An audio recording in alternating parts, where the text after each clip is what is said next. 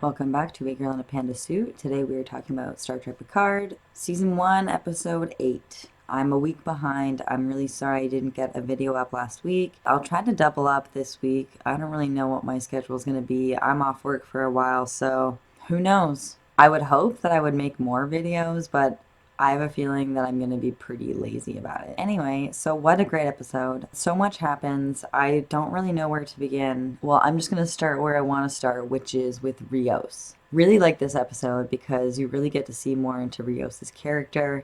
You get to see all the different holograms. You get to find out more about his past. Don't think he's a hologram anymore. For half a second there, when he recognized Soji, I thought for a second maybe that he was a synth. So we'll see how accurate and truthful his story is about his captain killing the tooth synths. The tooth synths. I can't say that. The two synths. We'll see if that's true or not. So I really liked all that good character development. Him and Raffi have a good relationship going, so I can appreciate that. And Soji and what's the other one's name? Oh God, Agnes. They're kind of, vibing. A lot of things happened this episode. You find out more about the Tal Shiar, and you find out why they're killing all the synths. There's this like incident that happened all this time ago where I guess they developed artificial intelligence too far and it went wrong. And that was a messed up beginning, with like all those people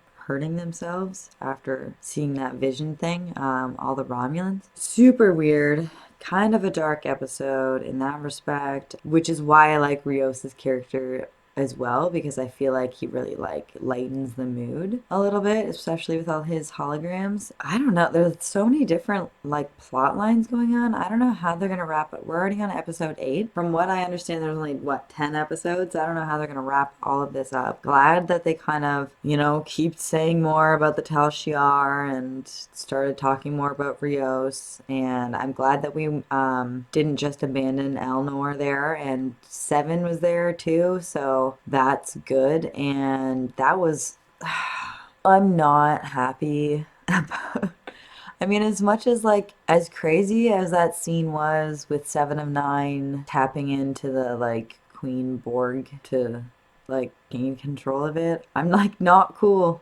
I'm not cool with the Borg stuff. I read something somewhere where they were talking about how if Narissa's aunt was assimilated by the Borg 14 years ago, then that means that the Borg is pretty like fresh and hot. But I don't know if that's accurate. I don't know where I read that. I was just reading about the episode a little bit. So anyway, I'm not into the Borg stuff. I'm kind of terrified. I have a feeling this is not going to end well with the Borg. I'm like hoping that Seven of Nine being there kind of gives me some hope because she was a Borg. I don't know. I just don't trust it at all. I don't like it. Scared of the Borg. And that's pretty much that. Picard, Picard's as graceful as ever with his words and lots of good speeches. Oh my God. And I feel like the best part of the episode is when he's talking about Data. He's telling Soji.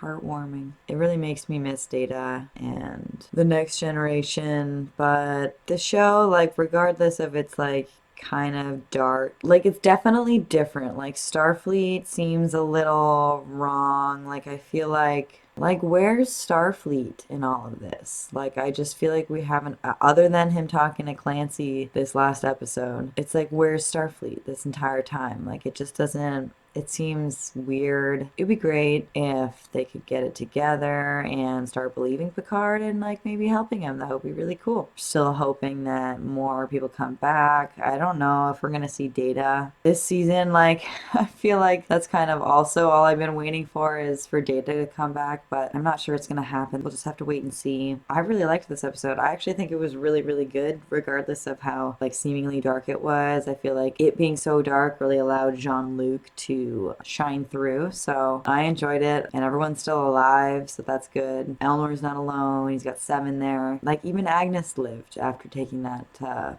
shit to kill the tracker or whatever. So everyone's alive. Everyone's doing well. Let's hope they last the night. Let's hope we find out more about the conspiracy. The destroyer thing kind of confused me, but I guess I shouldn't touch this.